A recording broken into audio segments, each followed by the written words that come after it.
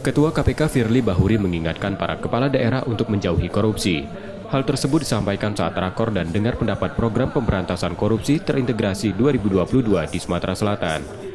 Mulai tahun 2022, KPK bersama Mendagri serta BPKP sepakat melakukan pengawasan bersama upaya pencegahan tindak pidana korupsi se-Indonesia dengan menggunakan platform Monitoring Center for Prevention yang dapat diakses publik. KPK menyebut capaian MCP Pemprov Sumsel 2021 sebesar 78% atau di atas rata-rata nasional, yaitu 71%. Sedangkan capaian rata-rata se-Sumsel masih di bawah rata-rata nasional 63%. Rakor dilakukan untuk melihat progres capaian pencegahan korupsi dan faktor penghambatnya. Dari masalah yang ada di Sumsel, nilai manajemen aset merupakan paling rendah di antara sejumlah indikator.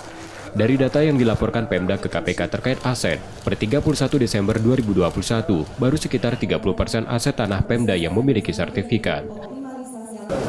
Kita juga terus memantau setiap program pemerintah, khususnya pemerintah kabupaten, kota, dan provinsi. Karena program-program yang dilaksanakan oleh pemerintah daerah tentu akan merupakan milestone untuk mencapai tujuan nasional.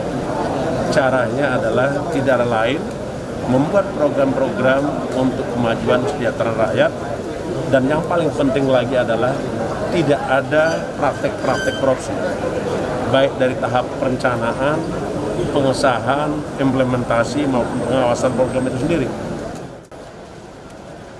Saat kegiatan dilakukan penandatanganan Fakta Integritas, berisi pernyataan setiap kepala daerah siap menyerahkan kembali seluruh fasilitas negara atau barang milik daerah yang digunakan selama menjabat pada saat purna tugas atau melepas jabatan. M. Rizky Nurmizan, Kompas TV, Palembang, Sumatera Selatan.